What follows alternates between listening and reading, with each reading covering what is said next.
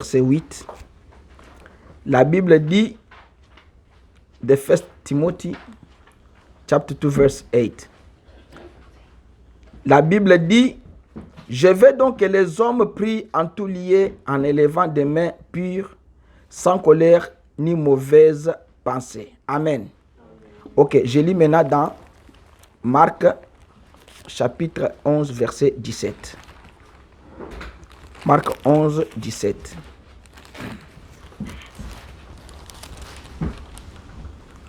Marc 11, verset 17. Mark chapter 11, verse 7 is the second book on the New Testament. La Bible dit, Marc 11, verset 17, et ils enseignaient en disant, n'est-il pas écrit, ma maison sera appelée une maison de prière pour toutes les nations. Mais vous en avez fait une caverne de voleurs. Amen. Prions le Seigneur. Éternel Dieu, ce matin, nous sommes devant toi pour la prière. Parce que la prière est une arme efficace pour chaque chrétien. La prière, c'est ce qui nous tient debout. La prière, c'est ce qui nous donne l'espoir qu'il y a un Dieu au ciel qui existe. Quand nous prions et que tu réponds, nous savons qu'il y a quelqu'un quelque part. Même s'il est invisible, mais il est dans la Bible que Dieu est invisible. Dieu aussi était manifesté dans ce monde comme Dieu visible.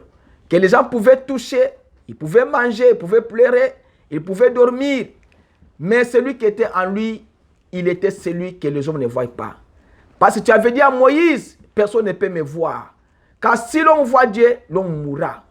Même la femme, même Manoah, quand il avait vu l'ange qui était apparu à sa femme, la maman de Samson, il avait dit, nous allons mourir parce que nous avons vu Dieu.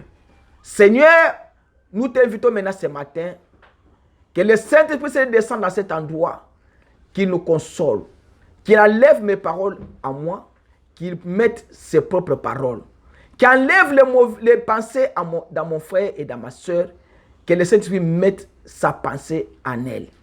Parce que si nous nous mettons devant les gens, si nous écoutons les gens, et nous les écoutons avec notre propre pensée, nous n'allons pas, Seigneur Jésus, saisir quelque chose. Mais William Branham dit, si l'homme qui vous prêche, si l'homme qui se tient debout qui prêche, il n'a pas le Saint-Esprit, il communiquera sa propre pensée. Mais si le Saint-Esprit est là, c'est le Saint-Esprit qui va convaincre les gens. Alors, Seigneur, ce matin, nous t'amenons en scène. Efface-moi du chemin, efface mon frère et ma soeur dans ce chemin. Nous descendons, que toi tu sois élevé, Seigneur. Nous voulons, Seigneur, ton élévation, car la Bible dit que l'élévation vient de l'Éternel. Alors, nous sommes humbles devant ta cette face. Nous nous humilions devant ton trône de gloire, car nous avons péché tout au long de la semaine.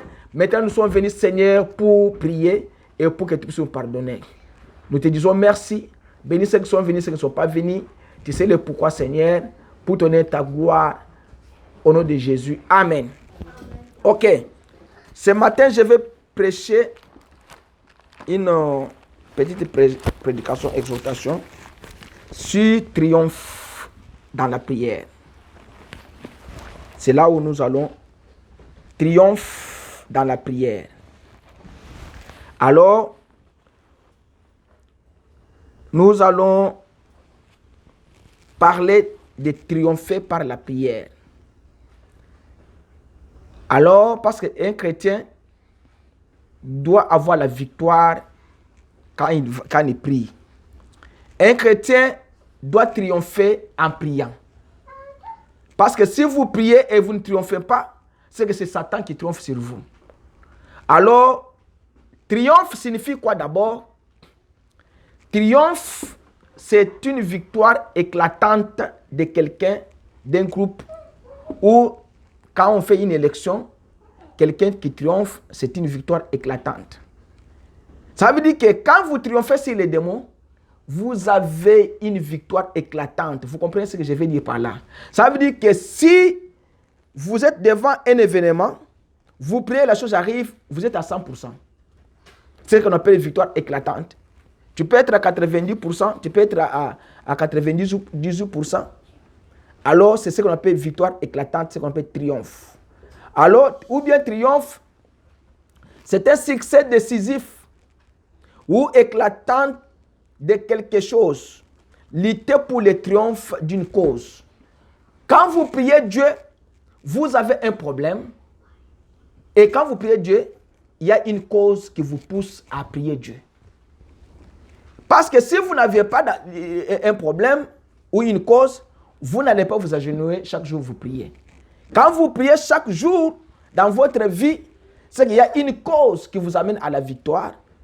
Et quand vous priez, vous avez l'espoir que je dois prier et Dieu va répondre.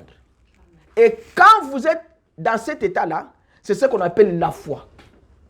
Parce que quelqu'un ne prie pas pour ne pas remporter ce qu'il est en train de prier. Toi, tu ne pries pas pour ne pas recevoir ce que tu demandes dans la prière. Alors, la prière triomphe encore, c'est une joie extrême. C'est que quand vous avez triomphé, quand vous avez maintenant pris la décision, vous avez le succès. Après le succès, c'est quoi? C'est la joie. Un joueur qui joue au football, il a la victoire éclatante parce qu'il a battu son adversaire. Alors, après avoir battu l'adversaire, ce qui arrive après, c'est ce qu'on appelle succès. Et quand il a le succès maintenant, après le succès, c'est quoi? C'est la joie. Je suis maintenant connu. Notre équipe est connue maintenant. Je suis dans une joie extrême parce que nous avons eu la victoire sur notre ennemi.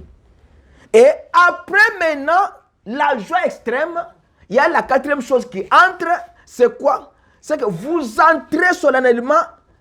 Il dit que dans la victoire là, vous l'avez remporté une grande victoire et vous entrez dans la victoire solennellement. Ça veut dire que triomphe, c'est la victoire, c'est un succès, c'est la joie. Et c'est quoi? C'est une victoire que vous avez remportée dans tous les secteurs généraux de votre vie. Et si vous n'avez pas remporté la victoire, c'est que vous avez échoué. Nous allons lire beaucoup la Bible aujourd'hui, peut-être, si Dieu le veut. Alors, c'est ça ce qu'on appelle triompher par la prière. Alors, votre prière que vous faites, la prière doit être suivie de ce qu'on appelle préparatif. Tu ne peux pas prier Dieu pour prier. Quand tu pries Dieu, c'est que tu y as fait déjà un plan. Seigneur, je prie, pourquoi? Quelqu'un ne peut pas venir, vous savez, la Bible dit que vous ne pouvez pas prier pour ne pas multiplier de vaines paroles. Et quand vous multipliez de vaines paroles, Dieu ne vous écoute pas. Parce que la Bible dit que Dieu n'écoute pas un pécheur. Quand vous faites la prière, ayez d'abord un sujet de la prière. Quel est votre sujet de prière? Les préparatifs. Vous vous êtes préparé pourquoi? Pour la prière. Ok. Maintenant, je me suis préparé comment? Je me suis consacré. Je me suis purifié. J'ai donné ma vie à Christ. J'ai arrangé ma vie. J'ai demandé pardon. Je me suis repenti. Maintenant, je ne me vois pas que j'ai encore un problème. J'ai réglé le problème avec mon frère, avec ma soeur. Maintenant, je ne vois pas que j'ai encore un problème. J'ai fait mes préparatifs. Alors maintenant, je dois entrer maintenant dans la prière. Et quand vous avez des préparatifs comme ça, ça veut dire que vous commencez d'abord à arranger vos problèmes avec les gens que vous avez. Quand vous arrangez vos problèmes, vous demandez pardon à Dieu, vous faites la repentance, vous vous sanctifiez, vous vous consacrez. Alors à ce moment-là maintenant, venez devant Dieu avec votre prière. Avant de prier, vous tel que vous êtes là, dans les préparatifs, vous devez vous pardonner les uns les autres. C'est comme ça, Marc 11, 25, 6 dit ceci. Quand vous allez prier, vous allez vous demander pardon les uns les autres. Marc 11. Parce que si vous avez un problème avec votre frère, la Bible vous recommande de laisser d'abord votre offrande sur l'autel, d'aller arranger le problème avec votre frère. Après, maintenant, viens offrir ton offrande. Marc 11, 25 à 26 dit quoi? Et lorsque vous êtes debout, faisant votre quoi? Prière. Et si vous avez quelque chose contre quelqu'un, faites quoi? Pardonnez afin de quoi? Que votre Père qui est dans les cieux vous fait quoi? Vous pardonne aussi vos offenses. C'est que avant de faire la prière là, si vous avez un problème avec votre frère, allez d'abord arranger. Votre enfant est malade. William Branham avait menti. Il voulait prier pour un enfant. Dieu lui dit, tu ne peux pas prier. Va d'abord demander pardon, tu es un menteur. Après, tu vas finir faire quoi? Prier pour l'enfant. Quand William Branham a demandé pardon, et il a prié, Dieu a répondu. Il vous dit, lorsque vous êtes debout, faisant votre prière, et si vous sentez que vous avez un problème avec votre frère, laissez d'abord prier. Arrange d'abord les problèmes, après, pour que votre Dieu vous fait quoi? Vous pardonne. Mais si vous ne pardonnez pas, votre Père qui est dans les cieux ne vous pardonnera pas non plus vos offenses. Si vous ne pardonnez pas, vous, on ne dit pas que si lui ne te pardonne pas, non, on dit que si toi, tu ne pardonnes pas, Dieu aussi ne te pardonnera aussi pas tes péchés. Donc quand vous faites comme ça, vous devez automatiquement pardonner, commencez par le pardon, cherchez qui vous avez un problème et arrangez les problèmes. Prenons Matthieu 18. Matthew 18. Matthieu 18 dit quoi?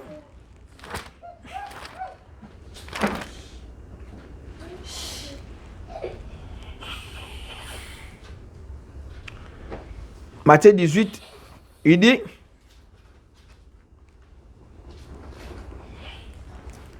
si ton frère 15 a péché, va et prends-le entre toi et lui seul. S'il t'écoute, tu as gagné ton frère. Mais s'il ne t'écoute pas, prends avec toi une ou deux personnes afin que toute l'affaire se règle sur la déclaration de 2 ou de 3 témoins. S'il refuse de les écouter, dis-le à l'église. Et s'il refuse à écouter l'église, qu'il soit pour toi comme un païen et un publicain. La Bible dit ici que si ton frère a péché, tu vois aussi que ton frère aussi veut prier, mais il a un péché qui lui colle. Va lui dire.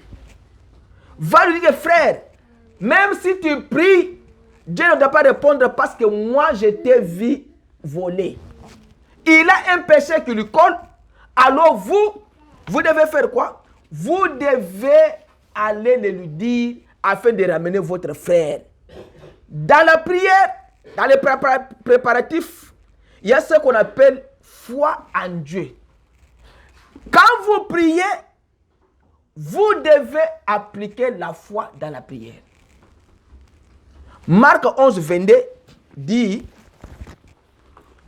quand quelqu'un prie, vous devez avoir foi en Dieu et avoir foi en celui qui a envoyé en Jésus. Il dit, Jésus prit la parole et leur dit, ayez foi en Dieu. Si vous n'avez pas la foi dans la prière, vous n'allez pas triompher. Parce que triomphe, c'est avoir la foi que ce que j'ai fait, je dois remporter la victoire. Il n'y a aucun athlète qui court pour ne pas remporter la victoire. Et si vous avez la foi, Jean 14, 1 dit quoi? L'évangile de Jean, chapitre 14, verset 1, dit quoi? Verset 1 dit, que votre cœur ne se trouble point, croyez en Dieu et croyez en moi. Ayez foi en Dieu, ça c'est Marc 11, 22. Dans Jean 14, 1, il vous dit que votre cœur ne se trouble point quand vous faites votre prière. Croyez en Dieu et croyez en moi, parce que tout ce que vous demanderez en priant, croyez que vous l'avez reçu, vous le verrez s'accomplir. Appliquez la foi dans votre prière et ayez foi en Jésus, ayez foi en Dieu qui a envoyé Jésus pour le pardon de vos péchés. Alors, on continue. Il dit, comme il vous dit, ayez foi en Dieu, maintenant nous entrons maintenant dans la foi. Dans la prière, si vous n'appliquez pas la foi, vous n'allez pas obtenir la chose que vous avez demandé. Il y a beaucoup d'anciens dans la Bible, il y a beaucoup de saints dans la Bible qui ont appliqué la foi même là où il y avait les rocs. Il a appliqué la foi, l'eau est sortie dans les rochers. Il a appliqué la foi, la manne est descendue là-bas. Il a appliqué la foi, le feu ne lui a rien fait. Les lions ne lui ont pas terrassé. Même n'importe quel animal féroce ne pouvait les atteindre parce qu'ils avaient la foi. Même la mer a reculé devant les saints à cause de la foi qu'ils avaient en Dieu. Parce que Jésus vous dit que votre cœur ne se trouble point quand vous priez. Croyez en moi et croyez en Dieu. Ayez foi en Dieu. Et Hébreux 11 vous dit ceci maintenant, la foi là qui est dans la prière. Il faut avoir la foi. Pourquoi? Parce que quand vous avez la foi, vous allez vaincre le monde. Vous allez vaincre le péché. Et vous allez vaincre quoi? La maladie, la mort et les ennemis. Or, la foi, c'est quoi? La foi est une ferme assurance des choses qu'on espère, une démonstration de celles qu'on ne voit pas. Mais pour l'avoir possédée, les anciens ont obtenu un témoignage favorable. Les anciens qui ont obtenu le témoignage favorable, ce sont de qui? Les Abraham, les Moïse, les Noé, les Job, les Élie, les Élisée, les Josué. Ce sont les anciens. Alors, il commence à vous énumérer maintenant ceux qui ont obtenu des résultats favorables à partir de la foi qu'ils avaient appliquée en Dieu. Il vous dit, c'est par la foi, d'abord nous que nous reconnaissons que l'univers a été formé par la parole de Dieu, en sorte que ce qu'on voit n'a pas été fait des choses visibles. C'est que ce que nous voyons dans nos yeux, les animaux, la forêt, la mer, les oiseaux, cela n'est pas fait des choses visibles. Cela vient de quelque part. Dieu l'a créé dans l'invisible. Il voulait donner ça comme les choses visibles. Alors, c'est par la foi qu'Abel a offert à Dieu un sacrifice plus excellent que celui de Caïn. Abel avait une inspiration que Dieu répond par le sang. Il ne savait pas ce qu'il faisait, mais ils avaient appliqué la foi que Dieu va répondre cette offrande ici. Va répondre à la prière. Abel, tu sais que le premier enfant qui était né à cette époque, il avait la foi que si moi j'ai fait ceci, Dieu va répondre. Il vous dit, c'est par la foi que notre fille enlevée et pour qu'il ne voit point la mort. Et il ne parut plus parce que Dieu l'avait enlevé, car avant son enlèvement, il avait reçu des témoignages qu'il était agréable à Dieu. Enoch, il avait la foi que ma vie que j'ai, c'est la vie de Dieu. Et un jour, je monterai au ciel sans goûter la mort. Et pourquoi les chrétiens ne peuvent pas avoir aussi la foi que non? Moi, je ne mourrai pas. Moi, je vivrai le Seigneur. À cette époque-là, Enoch, c'était sous le sang des animaux. Mais Enoch avait la foi qu'il ne va pas goûter la mort. Parce qu'il avait un témoignage favorable.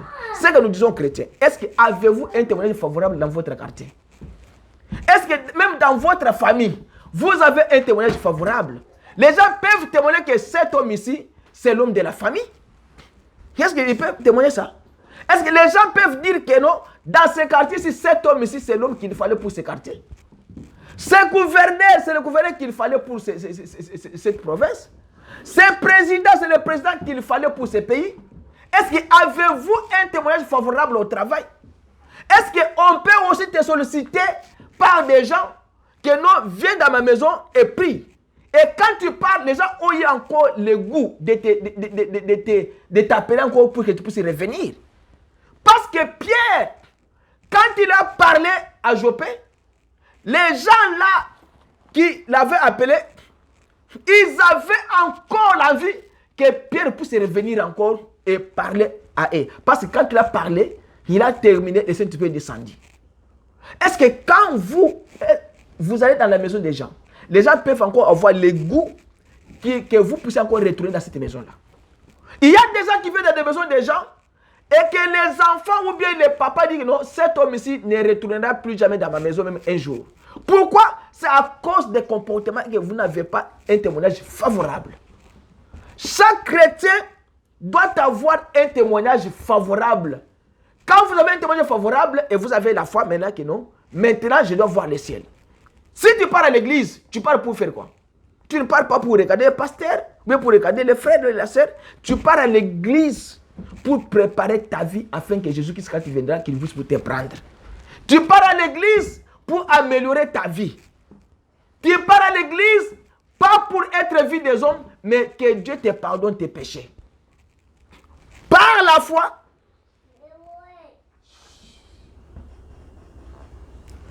Noé, divinement averti des choses qu'on ne voyait pas encore et saisi d'une crainte respectueuse, construit l'arche et il est entré dans l'arche par la foi. Même si les gens pouvaient parler à Noé, mais Noé ne pouvait pas les écouter parce que Noé avait quelqu'un au-dessus de lui qui l'écoutait. Si toi, les gens te critiquent, les gens parlent, ne les écoutez pas, écoutez votre Dieu qui vous a dit de faire ce travail.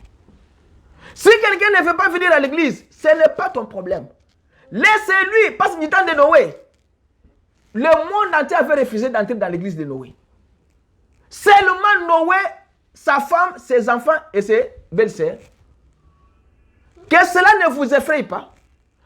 Toi, ayez la foi et la foi que Dieu qui t'a appelé au travail, même si tu es seul à l'église avec ta femme, continue cela. Continuez. L'église là, tu peux aller dans une église, tu trouves que tout le monde ne t'aime pas. Parce qu'il y a des églises comme ça. Tu vas à l'église comme ça, quand vous sortez, les sœurs ne saluent pas ta femme. Et les frères même ne saluent pas. L'église sort, les gens sont dehors et ils sont en train de critiquer un autre frère. Un frère qui prêche, les gens sont dans des bureaux en train de parler. Ça, ce n'est pas ton problème. Toi, fais le travail que Dieu t'a envoyé et sors et pars. Si quelqu'un ne veut pas venir à l'église, ne le forcez pas. Peut-être il n'est pas un appelé. Peut-être il n'est pas appelé pour être dans l'enlèvement. Noé a appelé les gens. Ils ont refusé. Or qu'il avait la foi que ce que Dieu lui a dit, ça va s'accomplir.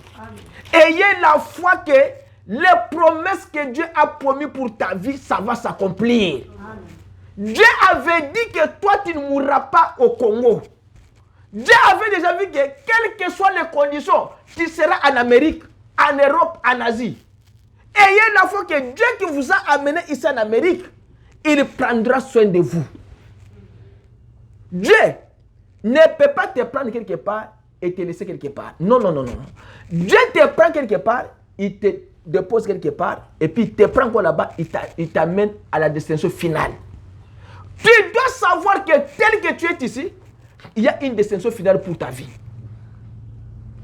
Noé savait que la dernière chose qui va frapper le monde par la foi, c'est la déluge. Abraham, par la foi, il a veillé sa vocation, il a obéi et il est parti, il a quitté son pays, il est parti. Dieu appelle chaque chrétien de se séparer avec le monde, de se séparer avec les membres de sa famille.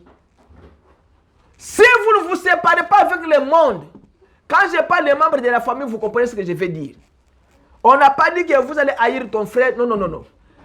Ton frère là qui ne croit pas en Jésus, ton frère là qui ne croit pas dans la parole du Seigneur, qui boit et qui fait tout, celui-là n'est pas ton frère. La sœur de la famille là, qui ne croit pas en Jésus, celle-là n'est pas ta sœur. Pourquoi? Parce que Jésus lui-même a dit que celui-là n'est pas ton frère, celui-là n'est pas ta sœur. On est venu dire à Jésus, ta maman, ton père, tes frères, tes sœurs sont venus te chercher là-bas. Jésus a dit que non, qui est mon père, qui est ma sœur, qui est mon frère? C'est vous, mes sœurs, c'est vous, mes frères, c'est vous ici qui sont mes parents. Ce ne sont pas ceux-là. C'est là qui font la volonté de mon Père. C'est celui qui est mon Père. C'est celui qui est ma mère. C'est celui qui est ma soeur. Mais tu me dis que non, ton frère. Moi, j'ai prêché l'évangile ici. Bande de la famille n'a pas propre. Et vous comprenez ça? Jésus peut les considérer. Il ne peut pas les considérer. Jésus vous dit tout. La Bible vous dit que là où vous n'avez pas de père, c'est là où Jésus a dit ça. Là où vous n'avez pas de mère, là où vous n'avez pas de frères et de sœurs, moi je vous donnerai des frères, des sœurs et des pères et des mères. Jésus leur a dit, qui est mon frère? Qui est ma sœur? C'est celui qui m'écoute. Parce que ce que moi j'ai dit, c'est la volonté du Père. Mais elles ne veulent pas écouter cela. À quoi bon de les appeler mes frères? À quoi bon de les appeler mes sœurs? Ça, ils sont pas mes frères, mes sœurs. Même ma mère qui m'a mis au monde, moi j'ai presque, elle est quelque part. Par contre, elle devait abandonner tout et me suivre moi. Parce que Jésus n'avait jamais appelé Marie mère, non. Il l'appelait femme. Elle devait être son disciple. Chacun de nous doit se séparer des membres de sa famille. Vous comprenez ce que je veux dire? Ce n'est pas les haïr, mais séparez-vous de leur comportement. Si lui ne croit pas, abandonne-lui. Dites-lui seulement que tu es mon frère, si il aide, je vais t'aider. Alors, mais, comme toi tu ne veux pas écouter Dieu, si le pire t'arrive, ça va t'arriver. Et montre-lui le verset biblique que Jésus a dit que non, qui est mon père, qui est ma soeur. C'est dans Luc, je pense, dans Luc, quelque chose comme ça. Alors, Dieu a dit à Abraham de se séparer. Abraham, par la foi, il a quitté. Il est allé dans une terre étrangère, dans un pays que lui ne connaissait pas. Et Sarah, même elle, qui était sa femme, elle était stérile. Mais son âge était avancé. Alors Sarah avait cru à la fidélité que celui qui l'avait fait la promesse, il va faire quoi? Il va l'accomplir.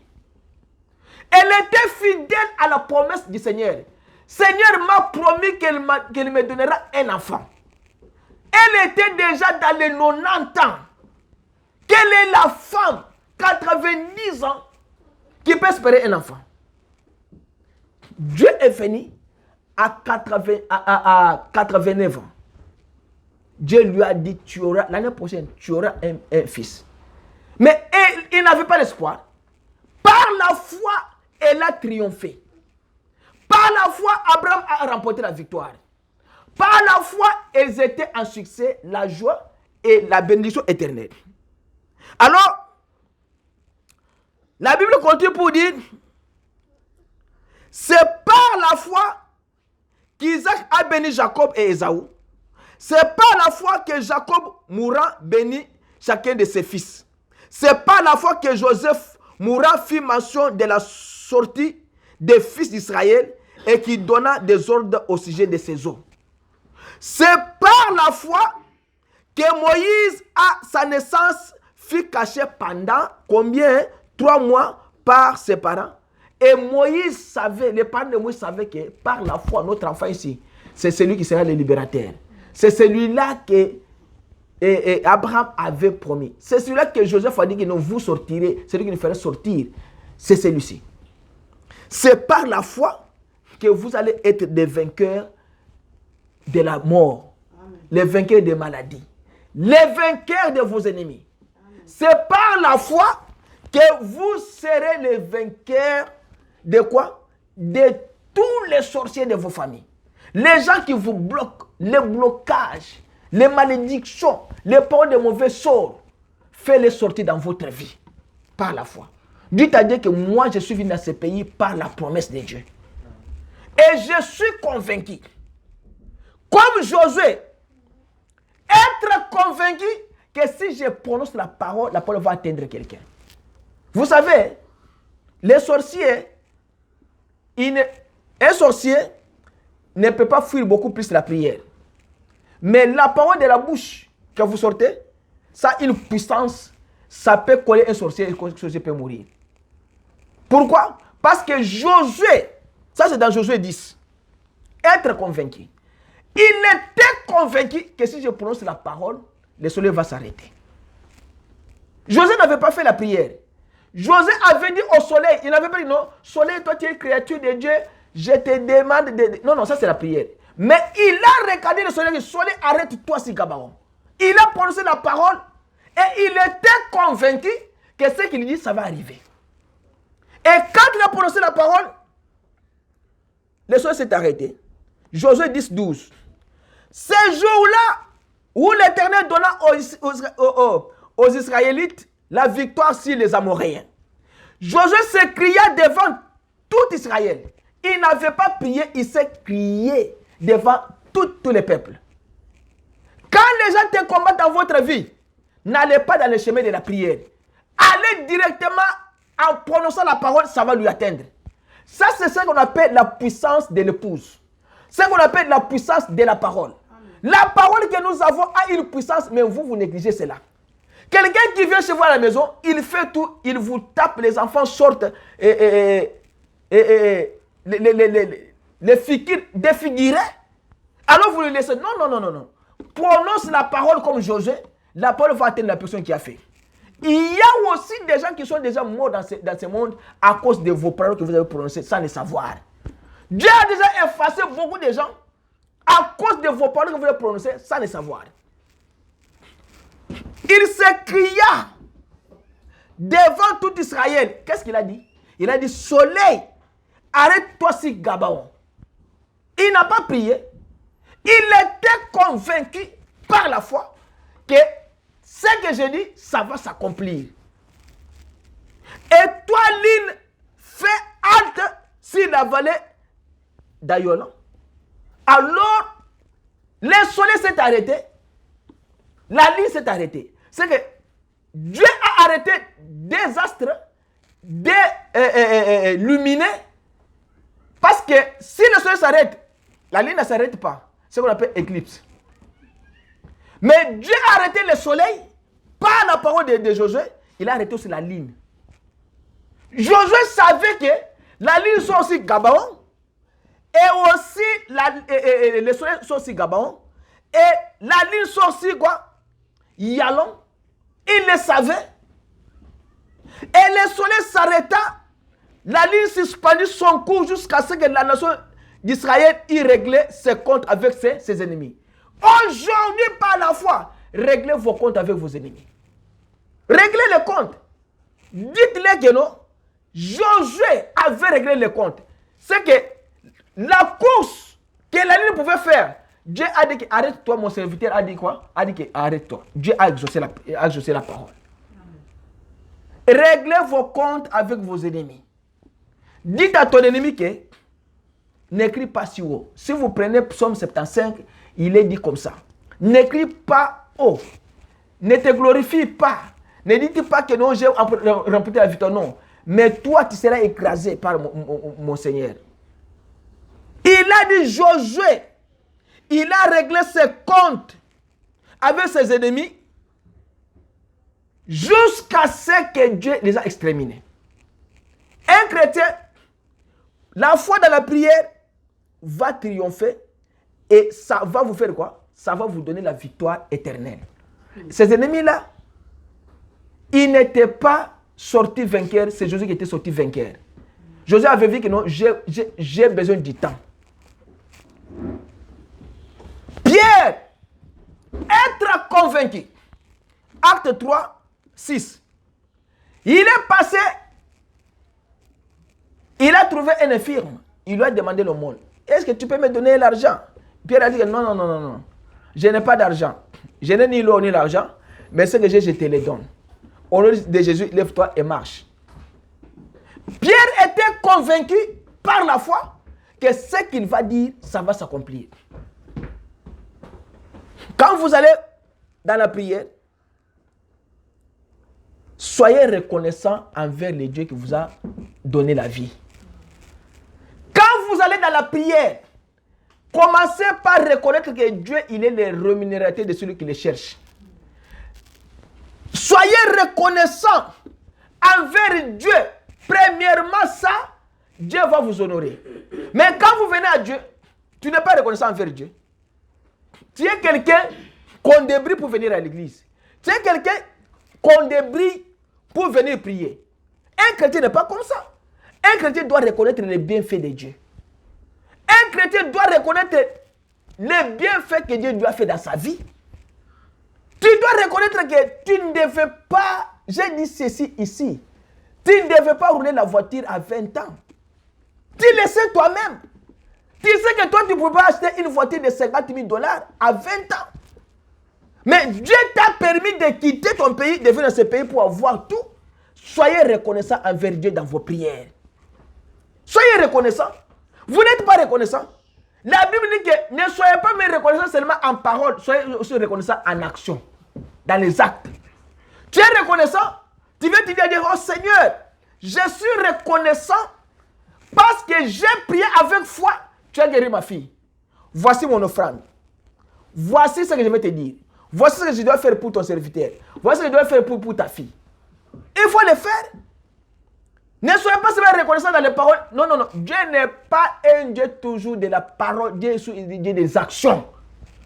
Si Dieu vous guérit, vous devez donner l'offrande. Ça, c'est la Bible. Il a ordonné même que dans les temples, si quelqu'un est guéri, il va donner l'offrande. Ça, c'est Dieu qui l'a dit. Soyez reconnaissants envers Dieu. Vous avez prié et vous êtes convaincu que Dieu a éliminé vos ennemis. Alors, soyez reconnaissants envers Dieu. Philippiens 4 et 6. Il vous dit, ne vous mettez pas en souci pour rien. Mais en toute chose, exposez vos besoins à Dieu. Adressez-lui vos prières et vos quoi? Vos requêtes. En lui disant aussi votre reconnaissance. 3 choses. Il vous dit que ne vous mettez pas en souci. Vous êtes soucieux. Vous êtes soucieuse. Les sorciers combattront toujours les enfants de Dieu. Jésus a été combattu jusqu'à la croix. Mais il a persévéré, il a fait quoi? Il a triomphé, il a remporté la victoire. Il vous dit que ne vous mettez pas en souci de rien. En toute chose, exposez vos besoins à Dieu. Quel est ton besoin? Quel est ton besoin? Adressez-lui vos prières et vos requêtes. Vous avez une prière, mais j'ai une requête parce que ma fille est atteinte par telle maladie. Seigneur, par la foi, maladie ou année longue, ça va quitter. Quand Dieu guérit la fille comme ça, soyez aussi reconnaissants envers celui qui a guéri la fille. Et cette prière que tu feras, ça change la situation. Chaque prière que tu fais par la foi, la prière change la situation. La prière renverse le mur. La prière domine sur la vie. Esther a renversé la situation. Mardoché, Esther, ils ont prié, ils ont gêné. Dieu a renversé la situation. La mort qui a été prévue pour les enfants d'Israël a été retournée à un Aman qui avait forgé ses bois pour qu'on puisse clouer Mardoché. Frère, dites à Dieu, je veux que la prière change ma situation. J'ai une situation incurable. J'ai un problème qui n'a pas de solution. Mais je veux que cela soit renversé. Que la prière renverse le